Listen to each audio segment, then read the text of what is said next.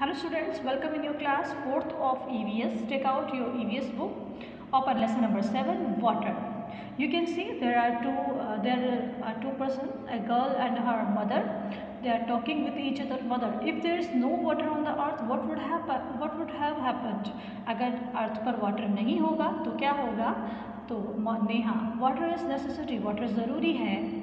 Water is necessity, water ज़रूरी है. All living things need water to survive. जितनी भी लिविंग थिंग्स हैं उनको सर्वाइव करने के लिए वाटर की नीड होती है.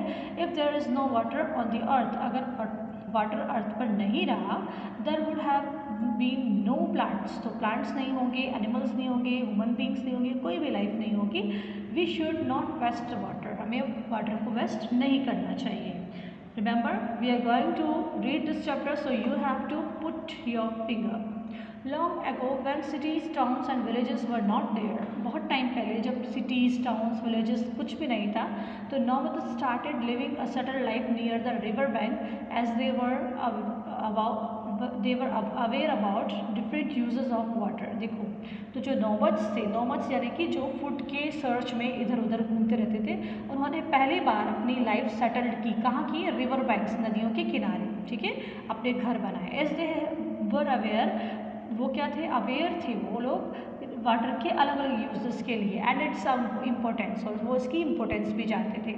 Water was use for several purposes. अलग अलग पर्पजेस के लिए वाटर को यूज़ किया जाता है, जैसे drinking, cleaning and irrigation. Crops, water drinking के लिए यूज़ में आता है. वॉशिंग, है ना, सब साफ सफाई के लिए यूज़ आता है. इरिगेशन, क्रॉप्स यानी जो फसलों में पानी दिया जाता है उसके लिए यूज़ आता है. Water is most important resource on the earth. Earth पर सबसे इम्पॉर्टेंट रिसोर्स है water. It is the integral part of the living being. Living beings का ये इंटीग्रल पार्ट है. Water is use for several purpose by human beings. Human beings इसको अलग अलग तरीके के लिए अलग अलग उद्देश्य से यूज़ करते हैं, जैसे ड्रिंकिंग, पानी पीने के लिए, प्रिपेयरिंग फूड, खाना बनाने के लिए, बाथिंग, नहाने के लिए, वॉशिंग क्लॉथ्स, कपड़े धोने के लिए, एंड डिशेस को साफ करने के लिए, ब्रशिंग टीथ को ब्रश करने के लिए, वाटरिंग द गार्डन में पानी देने के लिए, एट्सेट्रा. ये सारी एक्टिविटीज़ के लिए हम वाटर पे डिपेंड है. Even plants and animals also can't survive without water. Even जो प्लांट्स और एनिमल्स हैं वो भी वाटर के बिना सर्वाइव नहीं कर सकते. Water is the home of many animals and plants. Water जो है एनिमल्स और प्लांट्स का भी बहुत बड़ा घर है. ठीक है. Yes. Ways to conserve water, पानी को बचाने के तरीके. ठीक है.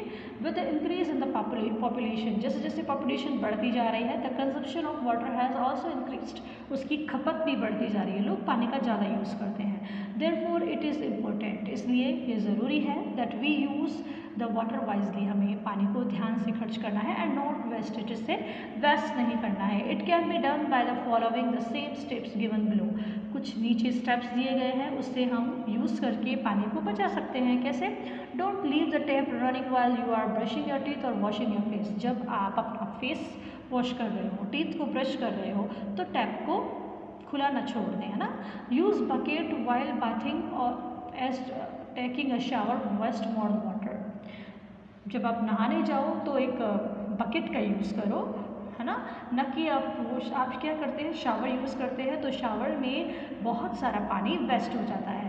Next, while washing the car, जब आप कार को वॉश कर रहे हो या वाटरिंग द गार्डन में पानी दे रहे हो, use water from a bucket not a house pipe. Pipe का यूज़ करने के बजाय बकेट का यूज़ करो. Make sure that the tape at your homes don't leak. ध्यान रखो कि आपके घर में जो नल है वो लीक ना हो, जिससे पानी वेस्ट ना हो. Avoid flushing the toilet unnecessary. Toilet में अननेसेसरी फ्लश करना, है ना, उसे अवॉइड करो. Water the plants in the evening to avoid evaporation of water during the day. Plants में जो पानी देते हो, प्लांट्स को पानी जब हम देते हैं तो वो डे टाइम में नहीं दें, उससे क्या वाटर इवेपोरेट होता है. आप कोशिश करो वो इवनिंग में करो या फिर मॉर्निंग में करो. Don't throw away water that has been used for washing vegetables, rice और dals, use it to water plants. जिस पानी से आपने अपनी वेजिटेबल्स को वॉश किया है, राइस और दाल को वॉश किया है, उस पानी का यूज़ आप प्लांट्स को वाटर देने में यूज़ कर सकते हो. ठीक है. उसे फेंको मत उस पानी को. Rain water harvesting should be encouraged. बारिश का जो पानी होता है सिक्योर करके रखा जा सकता है, इसको एनकरेज किया जाता है, शुड बी यूज्ड वाइडली, और इसको अच्छी तरह यूज़ भी किया जाता है। इट इज़ वेरी ओल्ड, ये बहुत पुराना और बहुत पॉपुलर मेथड है कि अपने रेन वाटर्स को छत पर, बिल्डिंग की छत पर कलेक्ट कर लिया जाता है और फिर उसको अंडरग्राउंड में बाद में यूज़ के लिए, बाद के यूज़ के लिए अंडरग्राउंड में स्टोर कर लिया जाता है। It is done to conserve water for future use, ये फ्यूचर यूज़ के लिए इसको कंजर्व किया जाता है। ओके, इसे कहते हैं हम rain harvesting. Water pollution, have you ever walked by a river और lake side on seen garbage floating on the top of water? कभी आप किसी नदी के किनारे या किसी झील के किनारे आप वॉक कर रहे हो और आपने कभी देखा है कि कचरा जो होता है ना, कचरा जो होता है वो पानी के ऊपर तैर रहा हो? Do you know what it is, क्या आप जानते हो ये क्या है? And where it comes from, ये कहाँ से आता है? It is a water pollution. सबसे पहले तो ये बात है कि ये क्या है, वाटर पॉल्यूशन है। अगर आप किसी भी नदी में, किसी भी तालाब में, किसी भी स्ट्रीम में, है ना, पानी के ऊपर गार्बेज को, कचरे को तैरते हुए देख रहे हो, तो ये आप कह सकते हो यह है वाटर पॉल्यूशन है। What is water pollution? Water pollution होता क्या है, इसके बारे में हम स्टडी करेंगे। ठीक है, तो वाटर पॉल्यूशन को हम समझेंगे। Water pollution is mixing of any unwanted and harmful substances in the water bodies like river, stream, lake और ओशियन। जितनी भी वाटर बॉडीज़ हैं, ओशियन, रिवर, स्ट्रीम, लेक्स, इसमें अगर अनवांटेड जो चीज़ें हम नहीं चाहते, जो चीज़ें नहीं होनी चाहिए, हार्मफुल, जो पानी को नुकसान पहुंचाती है, इस तरह की चीज़ें अगर पानी में मिक्स हो जाए, लेक के वाटर में या स्ट्रीम के वाटर में, तो उसे हम कहते हैं water pollution. Sometimes objects causing water pollution are visible such as plastic bag, balloon, garbage, shoes etcetera. कई बार तो जो ये वेस्टेज होता है ये विजिबल होता है, जो दिखाई देता है, जैसे बलून, प्लास्टिक बैग्स, शूज़, है ना, गार्बेज। वेयरएज अदर थिंग्स, जबकि कुछ चीज़ें ऐसी भी होती है जो मिक्स हो जाती है और हमें दिखाई नहीं देती, जैसे fertiliser, pesticides, chemicals from factories. Pesticides होता है, फर्टिलाइज़र्स होते हैं, जितने भी केमिकल्स फैक्ट्रीज से निकलते हैं, ये सब मिक्स हो जाते हैं वाटर में, है ना, और वाटर को पॉल्यूट कर देते हैं। ऑल्सो कोज वाटर पॉल्यूशन, ये सब चीज़ें वाटर पॉल्यूशन का कारण बनती है, but they are not visible. मैंने आपको बताया फर्टिलाइज़र और केमिकल्स हमें विजिबल नहीं होते हैं, लेकिन ये वाटर को पॉल्यूट करते हैं।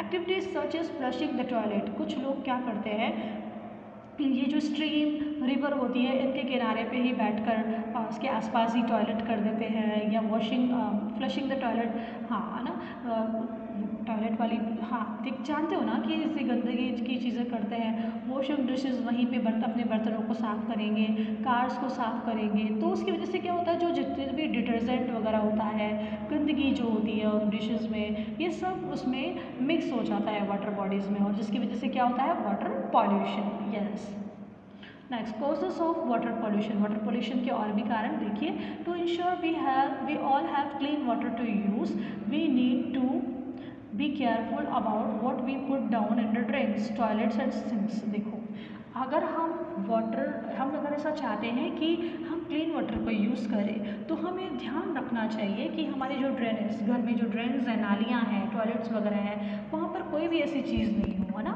थिंग्स जैसे कोई कचरा ना हो, ऑयल वगैरह ना हो, हाउस होल्ड क्लीनिंग के जो केमिकल्स हो वो ना हो, फर्टिलाइजर्स ना हो, लीव्स और ग्रास, ये सब जो चीज़ें हैं, ये वाटर की क्वालिटी, जो ओशियन और रिवर स्ट्रीम में जो ये रिवर स्ट्रीम और वाटर ओशियंस में जो वाटर होता है ना, ये उसकी क्वालिटी को, ये सारी चीज़ें उसकी वाटर की क्वालिटी को बिल्कुल कम कर देती हैं। ठीक है, अब देखो, leaves and grass clipping, swimming pool में जो केमिकल डाला जाता है वो, और भी इस तरह के केमिकल, सोप्स, डिटर्जेंट, ये एंड अब देखेंगे हम लिटरिंग के बारे में। लिटरिंग क्या होता है? People often visit parks by the river और फॉर रिक्रिएशन। कई बार लोग क्या करते हैं, रिवर्स के साइड में जो पार्क्स होते हैं, अपने एंजॉयमेंट के लिए वहाँ घूमने जाते हैं। They throw trash like plastic, बहुत सारा ऐसा गार्बेज वो क्या करते हैं, वहाँ पर उस रिवर में फेंक देते हैं, जैसे प्लास्टिक बॉटल्स हुए, चिप्स के रेपर्स हुए, फूड पैकिंग फॉइल्स हुए, केन्स हुई, पेपर और प्लास्टिक बैग्स हुए, ऐसी बहुत सारी चीज़ें क्या करते हैं, वो रिवर में ही फेंक देते, थ्रो कर देते हैं, जो कि वाटर को पॉल्यूट करता है, रिवर वाटर को पॉल्यूट करता है। उसके बाद है dumping of waste into the rivers, rivers के पानी में ही उसको वेस्ट को वो डाल देते हैं। किस तरह का? डंपिंग ऑफ इंडस्ट्रियल वेस्ट, कई बार इंडस्ट्रियल फैक्ट्रीज से जो वेस्ट निकलता है उसको भी पानी, उस रिवर के पानी में डाल दिया जाता है।